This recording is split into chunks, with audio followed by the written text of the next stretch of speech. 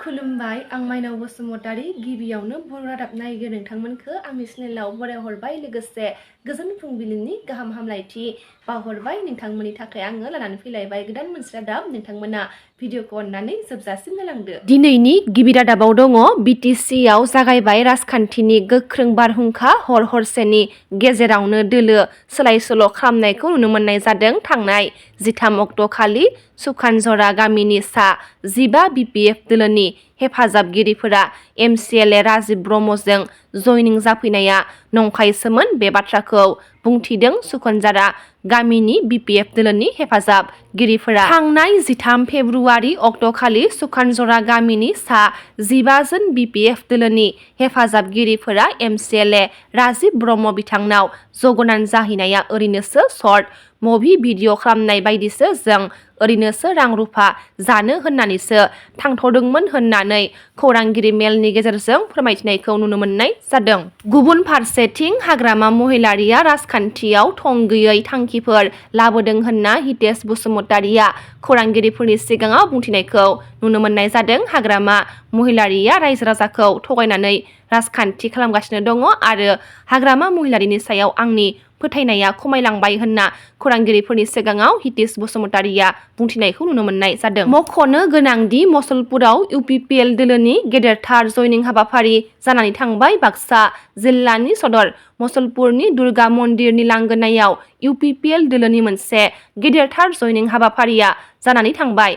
बे जयनिं हाबाफारियाव मसलपुर जिल्ला बिपिएफ दोलोनि आफादगिरि हितेश बसुमतारिया इउपिपिएल दोलोनि आफादगिरि एबा बिटिआरनि गाहाय मावफुं सोद्रोमा प्रमद बर'नि नुजाथिनायाव गोबां मददगिरिफोरखौ लानानै इउपिपिएल दोलोआव जयेन जानायखौ नुनो मोननाय जादों। बे जयनिं हाबाफारियावनो बिथांजों लोगोसे बिपिएफनि जिएसपि गुबुन गुबुन दोलोनिफ्राय खमैबो सा 400सो दैदेनगिरिफोरा मावथिफोरा बाहागो लानायखौ नुनो मोननाय जादों।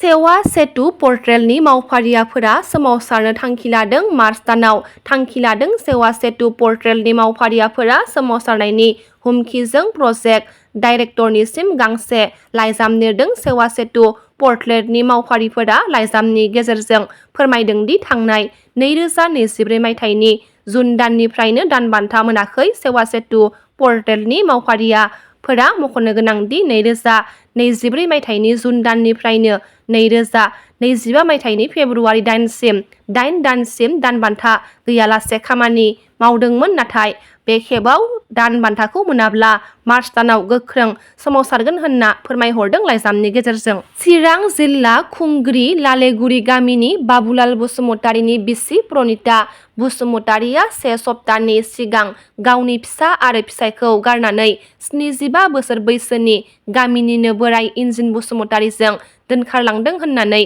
मिथिनो मोननाय जादों। बिहामजो सानै आरो बिजामादै सानै मोननाय इन्जिन बसुमतारिया प्रनिता बसुमतारिखौ लाना खारदों होनना मिथिनो मोनदों।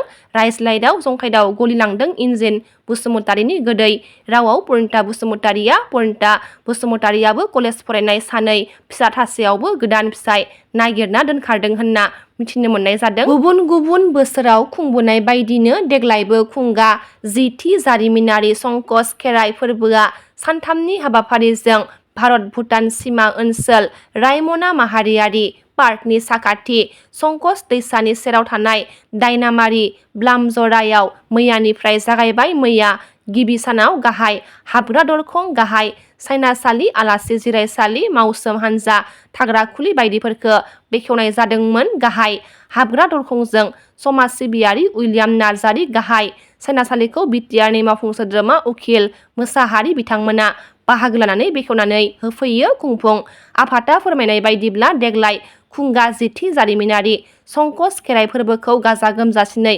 फालिनाय जागोन आरो जोबथा सानखालि गेवलां मेलाव गाहाय आलासि महरै बिटिआरनि गाहाय मावफुं सोद्रोमा प्रमद बर', आसाम आयेन आफादनि बुंथिगिरि बिस्वजित दैमारि बिथांमोनजों लोगोसे गोबां दैदेनगिरि बिथांमोना बाहागो लाफैगोन। बेनि थाखायनो बाथौ सिबियारि रायजो राजाफोरखौ लैहोर लैहोर फैनानै बाहागो लाफैनो खावलायहरदों बानजाय आफादा। बाक्सा जिल्लानि सालबारियाव बिपिएफ दोलोआबो जयनिं हाबाफारि लादों। बावैसो सान सिगां बिपिएफ दोलोनिफ्राय इउपिपिएलआव हाबनाय दिलीप सरगियारिजों लोगोसे प्रबिन नायकजों आरो सा 51 मावथिफोरा फिन BPF दोलोआव जगदान जाफिनबाय। बे मेलाव बाहागो लानानै हाग्रामा महिलारिया दाबि खालामो दि फैबाय थानाय BTC बिसायख'थियाव BPF दोलोनि देरहानाया रोखा। बबेबा हानजायाव UPPL बायदि बिथोनगिरि गैया, मासि गोनां गामिनि बैसोगोरा गैया होननानै हाग्रामा महिलारि बिथाङा बुंथिनायखौ नुनो मोननाय जादों। UPPL सरकारनिफ्राय जों जेबो मोनफेराखै आरो उरुन्दैखौबो जों मोनाखै। दाबो टयलेटनि लिस्ट सफैदोंब्लाबो टयलेटनि फैसाया दासिमबो हाबाखै। बे बाथ्राखौ खौरांगिरिफोरनि सिगाङाव फोरमायथिदों। 9 नं बनरगाव बियाबनि सिङाव थानाय सामुगुरि गामिनि आइजो माहारिफोरा खौरांगिरिफोरनि सिगाङाव माखासे बाथ्रा फोरमायथिनायखौ नुनो मोननाय जादों। नि रादाबा एसेनोसै। गाबोन फिन गोदान रादाब लानानै लोगो मोनगोन।